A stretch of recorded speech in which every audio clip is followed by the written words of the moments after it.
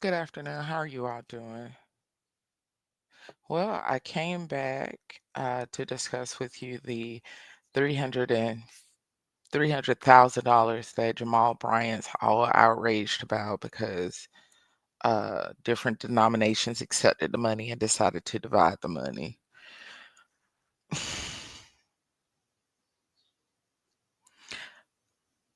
Jamal Bryant made that commentary to make it seem like he's a leader, and he is a leader of black citizens who do drugs, fence straddling, really don't believe in God. They lust for power.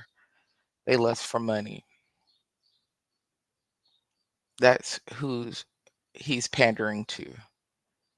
He's also trying to make sure that if he decided to do anything politically once he tried to, that you would get behind him because he's calling out the black church. He's not calling them out. He's just grandstanding and pandering, preying on the black community's predisposition to be manipulated by our own without questioning or critically thinking about things before choosing what has always been detrimental to us aside.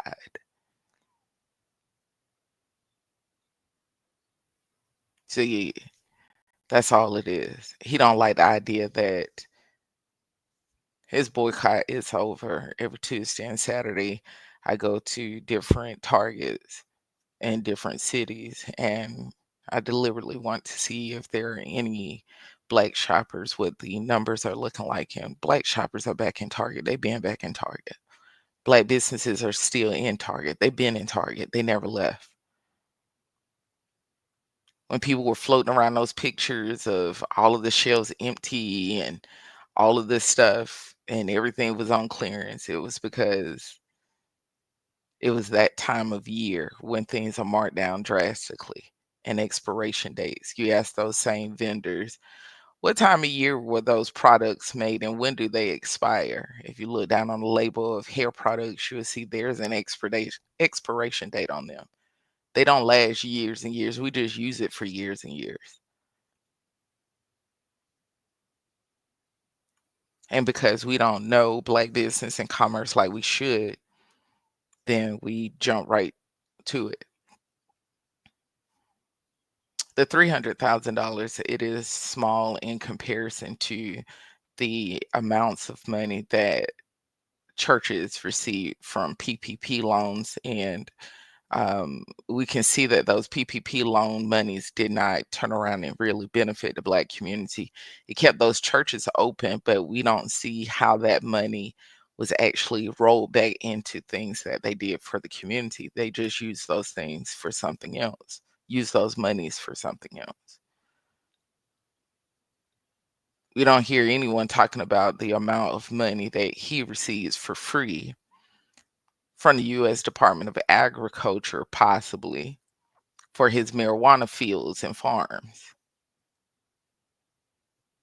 We don't discuss that. We didn't discuss that. We're not in people's business like that.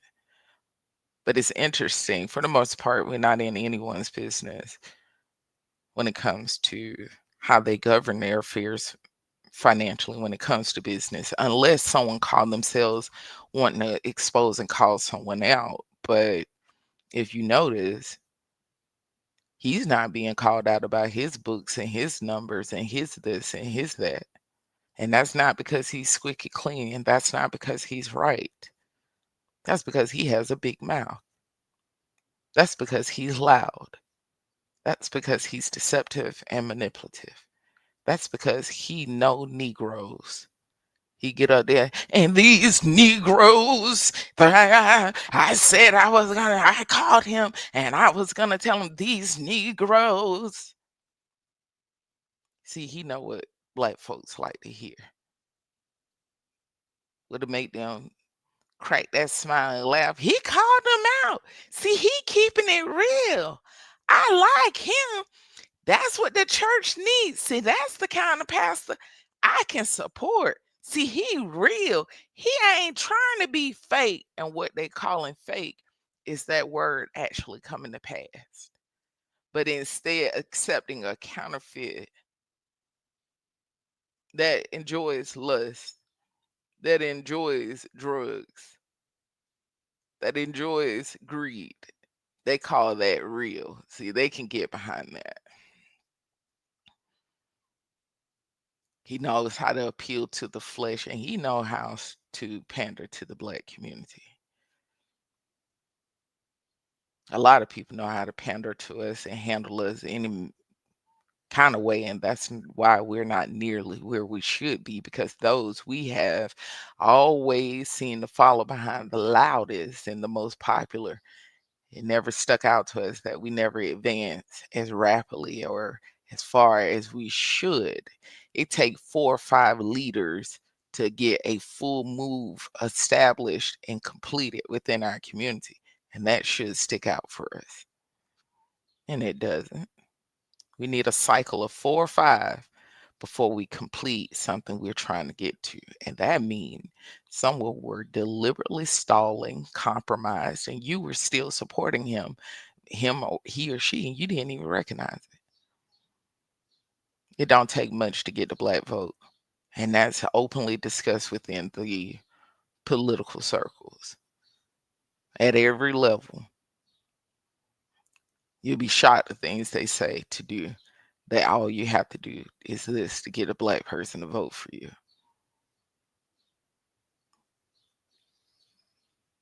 You'd be shocked.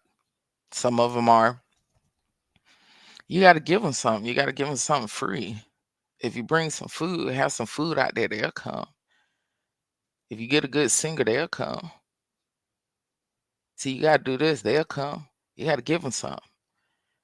And then people were shocked when all of a sudden they jumping out of vans and everything else with free mobile phones and then calling them the Obama phone, even though that law had already been there. But give them something free, they'll support you. Promise them some money, they'll support you. Have some food out there. They'll remember you. You gave them some food, they'll support you. Mention their name in a sentence or in a speech or take a picture with them. They'll support you. Show up to their event, they'll support you.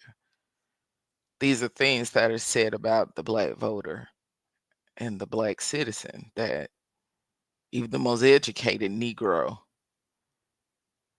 easily to be manipulated. And they think even less about black Christian voters. They think your threshold is even lower. They know what buzzwords to say and mash it together. Same rhetoric, wash, rinse, repeat, show up in your pulpits and everything else, even though the night before they probably had a liaison with an escort, cheating on their wives, beating their kids, starving their kids, all kinds of addictions. It doesn't matter. You're not discerning. And that is what's believed about us by our own black leaders. So yeah, that little stunt Sunday was just that. And that tells me because the gale force winds are showing up of black people saying the obvious that, this boycott is over. And I can tell someone didn't like hearing that or seeing that or knowing that. They had to do something. They feel like their control and their grip was lessening. I'm they're trying to usher you into a new era of the pimpology of the black church. This time, they're gonna help you get some weed fields too. So you can go ahead and get you a plot of land now to keep your church open. And young people, they love it. They faithful and all of that. They good people. None are good according to their word. Oh, I can put you on. I got some connections. See, he way up there. See, he was on CNN. Da da da da da. It's a game. Whereas we do have other pressing matters at this time. We have a $150 billion illegal drug industry in this country that costs a lot of African American families that have to bury their sons, daughters, nieces, nephews, granddaughters, grandsons. Gangs are rampant, violence rampant. And if you look at the studies for states and cities and localities where marijuana is legalized, they see an astronomical number in those same cities where illegal drug usage, their crime rates are astronomically higher than cities where it isn't legalized. Their problems with fentanyl and opioid abuse, it is much higher. Methamphetamine, much higher than localities and states who have not legalized. But the selling chip, it is money, tax revenue. Give somebody enough money, they'll let you do what you want to do. But we have an industry that run parallel to this air quotation legalized. But it's not about what's legal, it's about what is ethical, what is moral, what is right, what is biblical, what is scriptural,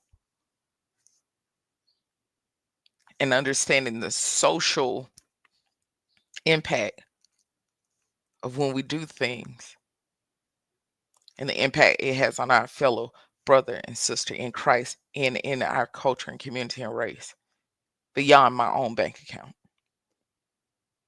And he's just not that type of leader. But when your morals, your convictions are for sales, people like him, they show up. And that's something we have to change culturally. He doesn't want to talk about how Black businesses and Black employees are still in Target stores. He did not redirect your money by giving you options of where you could place your goods and your services if they were in fact removing Black vendors. Did he show you how to get into Walmart? Did he show you how to get into Belk? Did he show you how to get into Kohl's? Did he show you how to get into Macy's? Did he show you how to get into Saks? Did he show you how to get into Nordstrom's? Did he show you how to get into Neiman Marcus?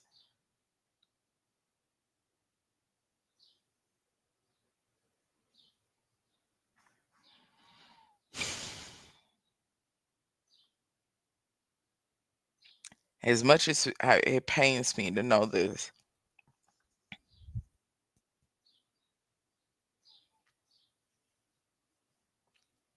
keeping it real isn't the same as keeping it honest. And people who know how to keep it real, it was always done in a manner to expose someone else, humiliate them, and cause pain and damage, and ridicule to turn them into a villain, diminish them, and beat them down. And at this time, with everything we have going on, and we have people out talking about Black people don't stick together. Here he go dividing the church, the Black church, as far as see them Negroes. He felt comfortable calling you a Negro, talking down at you because he knew that would work. Because you would laugh at it, and they know for a fact, unfortunately, all they have to do is make you laugh. But one thing they don't want you to do is think. They don't want you to pray. They don't want you to discern. They want you to laugh. They want you to follow. They want you to be compliant because you need them, but they need you. You definitely don't need them.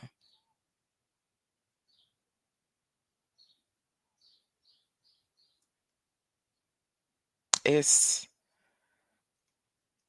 not even worth me continuing because at the start and the end of it all, it pains me to admit it, but what he's doing and how people are responding to it, it is our cultural norm to be easily dissuaded and distracted and led astray.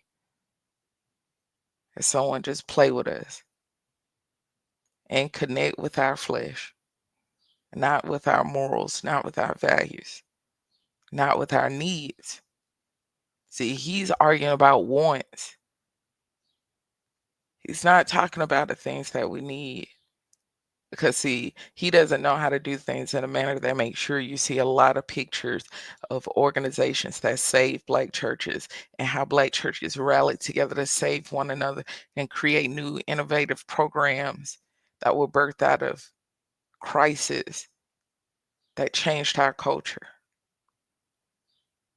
Instead, let's get you in this MLM where you can become a partner and your church can start selling this strand of weed and this one to sell this strand of weed, this one to grow at this one, and then you pay your money to Caesar to keep afloat and keep going and keep your title and get some more people in the seat. If you let them get high, they'll show up. There's no need for me to finish this video because no matter what I say, they're not going to listen. They're not going to receive it. And they're not going to understand. And that grieves me every single day. And it's not going to change. As much as I wanted to, will he pull work? Because what they say about us, what they believe about us from our own, who look like us with the most visibility, going along with it kind of proves them right. And that breaks my heart. And I'm getting older now, and there are not enough people like me to try to help you and stop it. I'm just scared about what tomorrow will bring when a people remain that way. When they don't realize that sometimes your enemy do look like your own, and they don't mean you well. And not having the ability to be strong enough to say, you know what, get from in front of us. You're not it. Because you don't want to go against the grain. You want to go with the majority. And if you haven't been paying attention, when it comes to morality, the majority in this country are not, when it comes to our community in this country, they're not on the right side of things. But they know your moral compass is money. You're going to agree with the money. So why bother?